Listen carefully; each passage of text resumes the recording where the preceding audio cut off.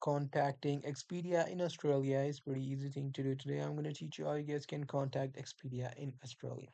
So for that, you have to be at your Google and you simply have to search for Expedia. Then you have to go to the first website, which is expedia.com. Now here the bottom part of the page until you see the help section. If you cannot see that, just go to any of the random flight, or so I'm just going to go to my profile trips, and then I'm going to go to the bottom part.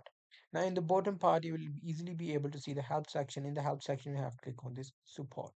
Now here you simply have to do a problem you have, or you can do it randomly. Suppose I'm going to click on this cancel your flight, and I'm going to scroll down until I see this page which says get in touch. So I'm going to click. You have to add your phone number, your itinerary number, your butter, your booking type, all of these things.